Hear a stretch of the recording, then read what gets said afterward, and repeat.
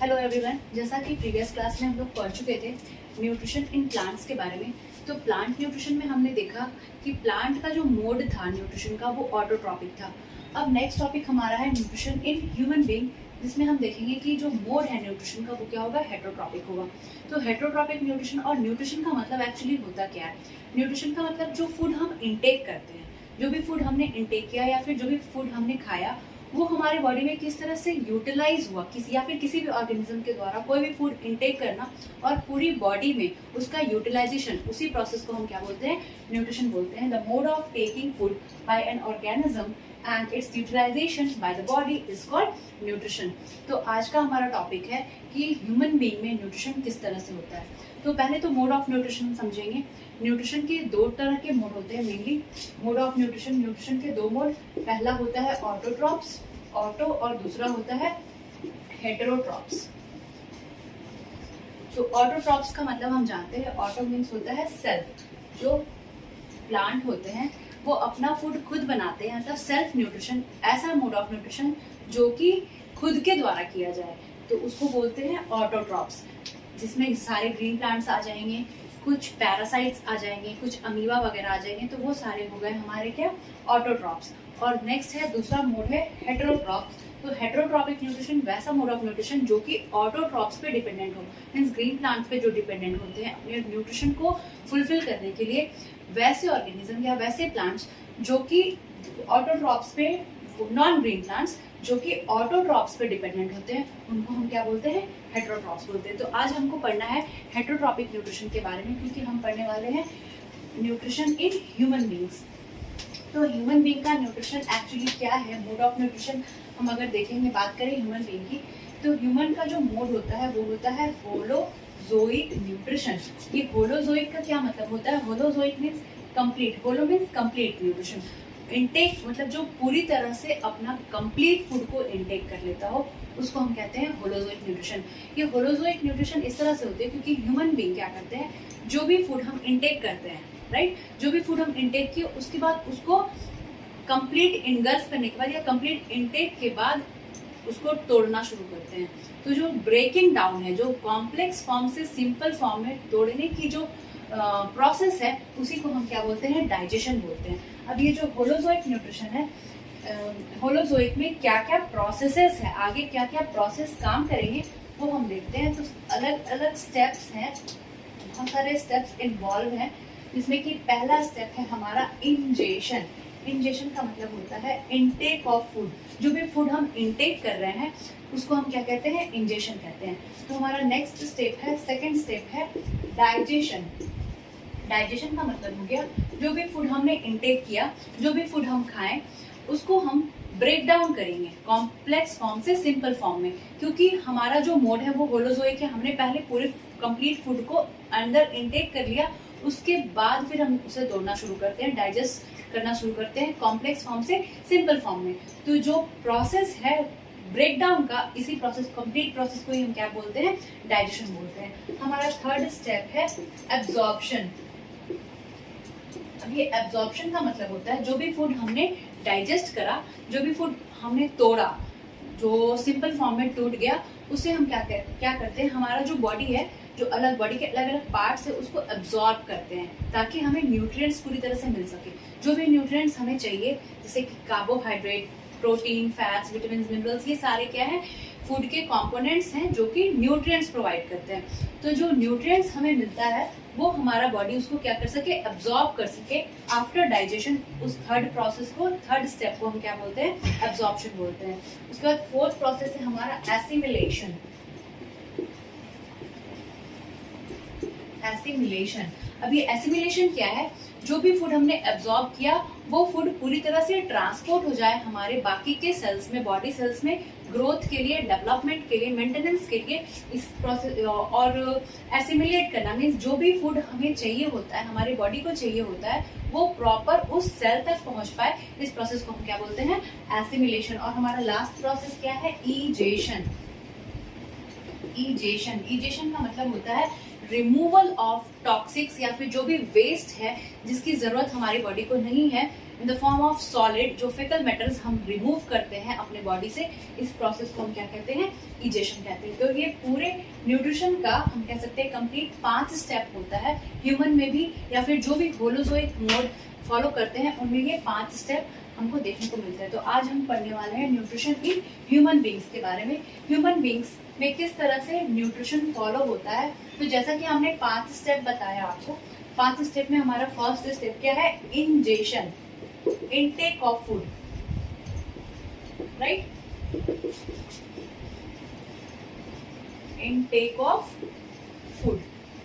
तो जो भी फूड हम इनटेक करते हैं, जो भी फूड हम खाते हैं, उसको किस तरह से खाएंगे, क्या प्रोसेस होगा इनटेक करने का। अगर बात करें हम ह्यूमन की, तो हम ह्यूमंस के पास जो बकल कैविटी होता है, या फिर इसको हम ओरल कैविटी भी बोल सकते हैं, जिसके थ्रू हम फूड को इनटेक करते हैं। तो हमारा फर्स्ट जो पार्ट होता है पूरे डाइजेस्टिव सिस्टम का। अच्छा, एक और चीज, डाइजेस्टिव सिस्टम में, ह्यूमन डाइजेस्टिव सिस्टम में मेनली 2 तरह के ऑर्गन्स काम करते हैं, और पूरे कंप्लीट ऑर्गन को हम बोलते हैं alimentary canal, alimentary canal.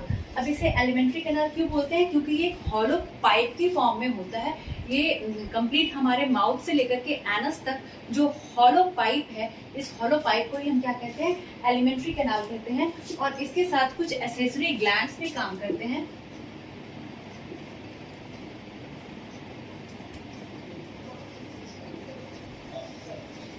Accessory glands भी काम करते हैं, और ये एलिमेंट्री कैनाल और एसेसरी ग्लैंड्स मिलकर के, दोनों का कंबाइंड फॉर्म मिलकर के बनाता है हमारा डाइजेस्टिव सिस्टम,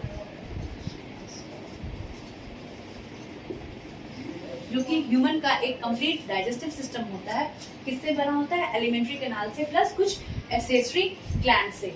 तो अगर हम बात करें एलिमेंट्री कैनाल के फर्स्ट ऑर्गन की, एलिमेंट्री कैनाल का जो फर्स्ट ऑर्गन है हमारा, जिसको हम माउथ बोलते हैं, ओरल कैविटी बोलते हैं, या फिर बकल कैविटी भी बोलते हैं, बकल कैविटी भी बोलते हैं। अब इस बकल कैविटी का हमारा फर्स्ट पार्ट आता है टिथ। टिथ, क्योंकि सबसे पहले हम टिथ के थ्रू ही जो कॉम्प्लेक्स फॉर्म है, या फिर जो भी फूड हम खा रहे हैं, कॉम्प्लेक्स फॉर्म में जो भी फूड खा रहे हैं, सपोज एक रोटी खा रहे हैं, तो उस रोटी को सबसे पहले कौन सा ऐसा ऑर्गन है जिसको तोड़ता है, उस रोटी को कंप्लीटली ब्रेक डाउन करने का काम करता है, नॉट कंप्लीटली, पार्शियली, कौन सबसे पहले तोड़ता है, तो वो है हमारा फर्स्ट ऑर्गन, जिसका नाम है टिथ। तो हमारे पास बकल कैविटी में टिथ होते हैं। और ह्यूमन के पास एक और इंटरेस्टिंग बात, ह्यूमन के पास 2 सेट्स ऑफ टिथ होते हैं। 2 सेट्स कहने का मतलब है 2 टाइप के टिथ होते हैं पूरे लाइफ टाइम में। जो फर्स्ट टिथ होता है वो होता है मिल्क टिथ, जो कि अर्ली चाइल्डहुड फेज तक रहता है। After childhood phase second teeth, जिसको हम परमानेंट टिथ बोलते हैं, वो आ जाता है। तो ये जो 2 सेट ऑफ टिथ है वो ह्यूमन में पाए जाते हैं, और जो टोटल नंबर ऑफ टिथ होता है ह्यूमन में वो क्या होता है, 32 होता है। और उसके जो अलग अलग 4 सेट्स होते हैं, मतलब किस तरह के ये बकल कैविटी में टिथ होते हैं, तो वो 4 टाइप के टिथ होते हैं। क्या होता है ये 4 type, IC, PM, M। I for incisor, incisor, C for I for incisor, IC, PM, M।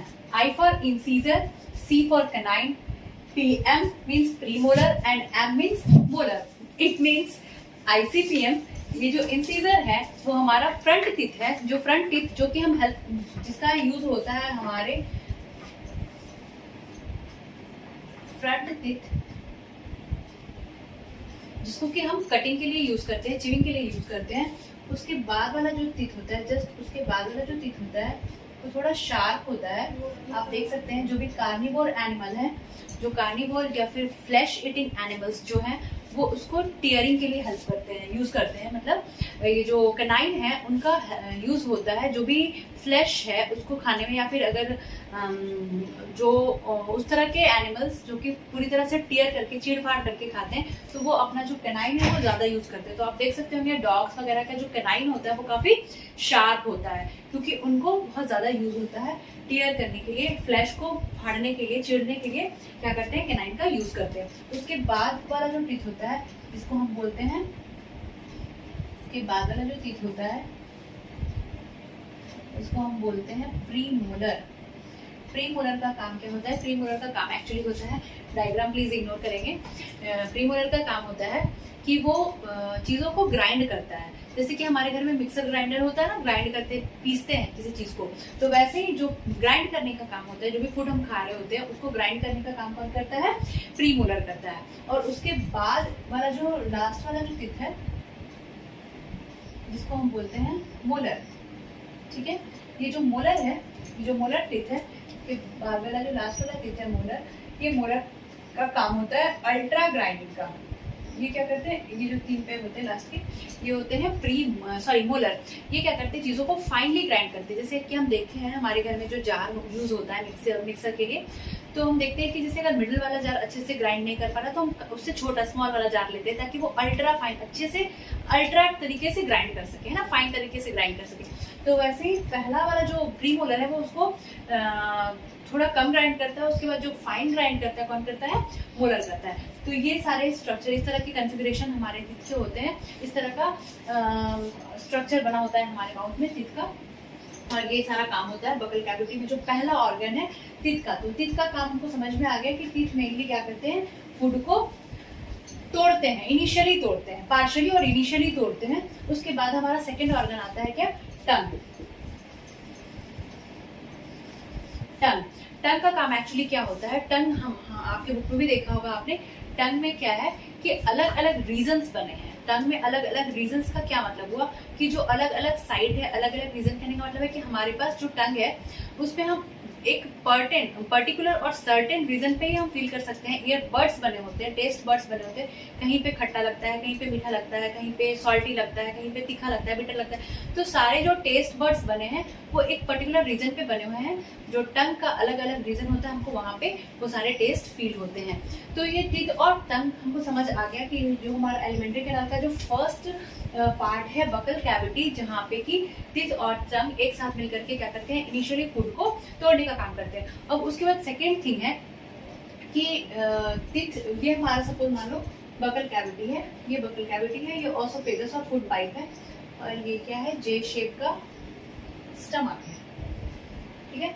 तो अभी हमने फूड को जो भी इंगल्फ किया, फूड को अभी फूड इंगल्फ कैसे होगा इसको समझते हैं। टीथ से तो हमने क्या किया? फूड को ब्रेक डाउन कर दिया। टंग से हमने टेस्ट कर लिया। अब टंग के जस्ट नीचे वाले रीजन में एक ग्लैंड प्रेजेंट होता है जिसको हम बोलते हैं सलेवरी ग्लैंड। अभी हमने पढ़ा था कि एलिमेंट्री कैनाल प्लस कुछ एसोसिएटेड ग्लैंड्स काम करेंगे पूरे के पूरे डाइजेस्टिव सिस्टम में। अब ये ग्लैंड्स का काम क्या होता है? एक्चुअली पहले थोड़ा सा हम लोग ग्लैंड्स को समझ लेते हैं।